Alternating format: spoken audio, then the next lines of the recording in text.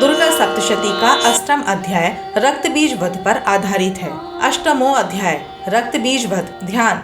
मैं अणिमा आदि सिद्धिमयी किरणों से आवृत भवानी का ध्यान करती हूँ। उनके शरीर का रंग लाल है, नेत्रों में करुणा लहरा रही है तथा हाथों में पाश, अंकुश, बाण और धनुष शोभा पाते हैं। ऋषि कहते हैं, चंड और मुंड नामक दैत्यों के मारे जाने तथा बहुत सी सेना का संहार हो जाने पर दैत्यों के राजा प्रतापी शुंभ के मन में बड़ा क्रोध हुआ और उसने दैत्यों की संपूर्ण सेना को युद्ध के लिए कूच करने की आज्ञा दी। वह बोला, आज उदयुध नाम के 86 दैत्य सेनापति अपनी सेनाओं के साथ युद्ध के लिए प्रस्थान करें।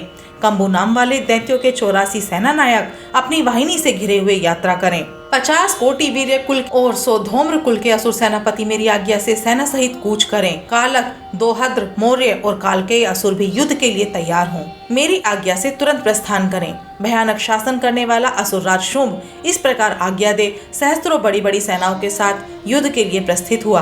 उसकी अत्यंत भयंकर सेना आती देख चंडिका ने अपनी धनुष के टंकार से पृथ्वी और आकाश के बीच का भाग गुंजा दिया। राजन, तदंतर देवी के सिंह ने भी बड़े जोर जोर से दहाड़ना आरंभ किया। फिर अंबिका ने घंटे के शब्द से उस ध्वनि को और भी बढ़ा दिया। धनुष की टंकार, सिंह की दहाड़ और घंटे की ध्वनि से संपूर्ण दिशाएं गूंज उठी। उस भयंकर शब्द से काली ने अपने विकराल मुख को और भी बढ़ा लिया तथा इस प्रकार वे विजयी हुई। इस तुमुल नाद को सुनकर दैत्यों की सेनाओं ने चारों ओर से आकर चंडिका देवी, सिंह तथा काली देवी को क्रोध पूर्वक घेर लिया। राजन, इसी बीच में असुरों के विनाश तथा देवताओं के अभ्युदय के लिए ब्रह्मा, शिव, कार्तिकेय, विष्णु तथा इंद्र आदि देवों की शक्तियां जो अत्यंत पराक्रम और बल से संपन्न थीं, उनके शरीर से निकलकर उन्हीं के रूप में चंडिका देवी के पास गईं। जिस देवता का जैसा रूप, जैसी वेशभूषा और जैसा वाहन है, ठीक वैसे ही साधनों से संपन्न हो उसकी शक्ति असुरों से युद्ध करने के लिए आई। सबसे पहले हंस युक्त विमान पर बैठी हुई अक्षसूत्र और कमंडलू से सुशोभित ब्रह्मा जी की शक्ति उपस्थित हुई, जिन्हें ब्रह्माणी कहते हैं। महादेव जी की शक्ति वृषभ पर आरूढ़ हो, हाथों में श्रेष्ठ त्रिशूल धारण किए, महानाग का कंगन पहने,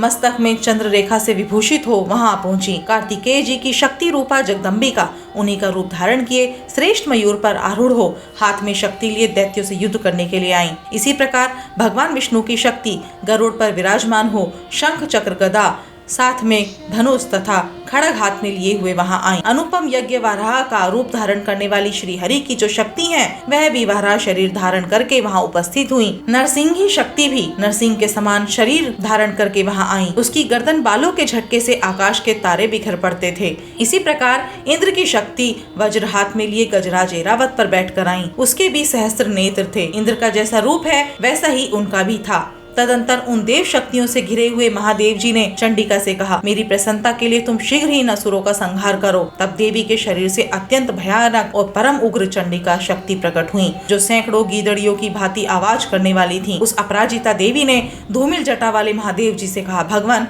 आप शुंभ निशुंभ के पास दूत बनकर जाइए और उन अत्यंत गर्वीले दानव शुंभ और निशुंभ दोनों से कहिए, साथ ही उनके अतिरिक्त भी जो दानव युद्ध के लिए वहां उपस्थित हों उनको भी यह संदेश दीजिए, दैत्यों, यदि तुम जीवित रहना चाहते हो तो पाताल को लौट जाओ। इंद्र को त्रिलोकी का राज्य मिल जाए और देवता यज्ञ भाग को उपभोग करें। यदि बल के घमंड में आकर तुम युद्ध की अभिलाषा रखते हो तो आओ, मेरी शिवाएं, योगनियां तुम्हारे कच्चे मांस से तृप्त हों। चूंकि उस देवी ने भगवान शिव को दूत के कार्य में नियुक्त किया था, इसलिए वह शिवदूती के नाम से संसार में विख्यात हुई। वे महादैत्य भी भगवान शिव के मुंह से देवी के वचन सुनकर क्रोध में भर गए और जहां कात्यायनी विराजमान थीं, उस ओर बढ़े। तदंतर वे दैत्य अमर्ष में भरकर पहले ही देवी के ऊपर बाण, शक्ति और तृष्टि आदि अस्त्रों की वृष्टि करने लगे। तब देवी ने भी खेल खेल में ही धनुष की टंकार की और उससे छोड़े हुए बड़े बड़े बाणों द्वारा दैत्यों के चलाए हुए बाण, शूल, शक्ति और फरसों को काट डाला। फिर काली उनके आगे होकर शत्रुओं को शूल के प्रहार से विदीर्ण करने लगी और खड़ग से उनका कचूमर निकालती हुई रणभूमि में विचरने लगी।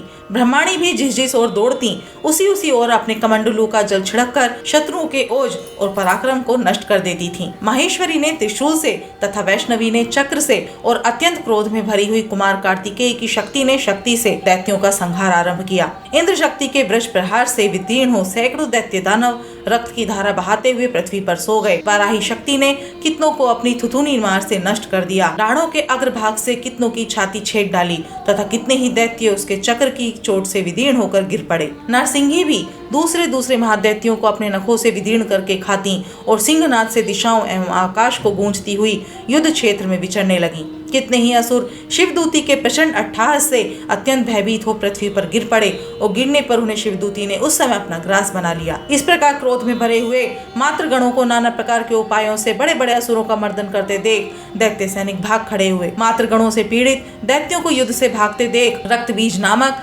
महादैत्य क्रोध में भरकर युद्ध करने के लिए आया।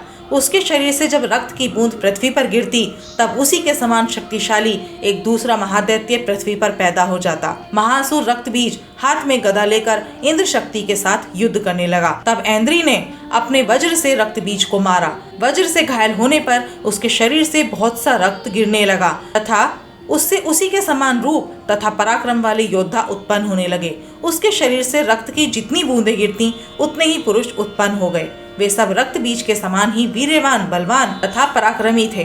वे रक्त से उत्पन्न होने वाले पुरुष भी अत्यंत भयंकर अस्त्र शस्त्रों का प्रहार करते हुए वहां मातृगणों के साथ घोर युद्ध करने लगे। पुनः वज्र के प्रहार से जब उसका मस्तक घायल हुआ तब रक्त बहने लगा और उससे हजारों पुरुष उत्पन्न हो गए। वैष्णवी ने युद्ध में रक्त बीज पर चक्र का प्रहार किया तथा ऐन्द्री ने उस दैत्य सेनापति को गदा से चोट पहुंचाई। वैष्णवी के चक्र से घायल होने पर उसके शरीर से जो रक्त बहा और उससे जो उसी के बराबर आकार वाले सहस्त्रों महादैत्य प्रकट हुए, उनके द्वारा संपूर्ण जगत व्याप्त हो गया। कुमारी ने शक्ति से, वराही ने खड़ग से और माहेश्वरी ने त्रिशूल से महादैत्य रक्तबीज को घायल किया। क्रोध में भरे हुए उस महादैत्य रक्तबीज ने भी गदा से सभी मातृ शक्तियों पर पृथक पृथक प्रहार किया। शक्ति और शूल आदि से अनेक बार घायल होने पर जो उसके शरीर से रक्त की धारा पृथ्वी पर गिरी, उससे भी निश्चय ही सैकड़ों असुर उत्पन्न हुए। इस प्रकार उस महादैत्य के रक्त से प्रकट हुए असुरों द्वारा संपूर्ण जगत व्याप्त हो गया। इससे उन देवताओं को बड़ा भय हुआ। देवताओं को उदास देख चंडिका ने काली से शीघ्रता पूर्वक कहा, चामुंडे, तुम अपना मुख और भी फैलाओ तथा मेरे शस्त्रपात से गिरने वाले रक्त बिंदुओं और उनसे उत्पन्न होने वाले महादैत्यों को तुम अपने उस उतावले मुख से खा जाओ। इस प्रकार रक्त से उत्पन्न होने वाले महादैत्यों का भक्षण करती हुई तुम रण में विचरती रहो। ऐसा करने से उस दैत्य का सारा रक्त क्षीण हो जाने पर वह स्वयं भी नष्ट हो जाएगा। उन भयंकर दैत्यों को जब तुम खा जाओगी तब दूसरे नए दैत्य उत्पन्न नहीं हो सकेंगे। काली से यूं कहकर चंडिका देवी ने शूल से रक्तबीज को मारा और काली ने अपने मुख में उसका रक्त ले लिया। तब उसने वहां चंडिका पर गदा से प्रहार किया, किंतु उस गदा पात ने देवी को तनिक भी वेदना नहीं पहुंचाई। रक्तबीज के घायल शरीर से बहुत सा रक्त गिरा, किंतु ज्यों ही वह गिरा त्यों ही चामुंडा ने उसे अपने मुंह में ले लिया। रक्त गिरने से काली के मुख में जो महादैत्य उत्पन्न हुए उन्हें भी वो चट कर गईं और उसने रक्तबीज का रक्त भी पी लिया। तदंतर देवी ने रक्त बीज को, जिसका रक्त चामुंडा ने पी लिया था, वज्र, बाण, खड़ग आदि से मार डाला। राजन, इस प्रकार शस्त्रों के समुदाय से आहत एवं रक्तहीन हुआ महादैत्य रक्तबीज पृथ्वी पर गिर पड़ा।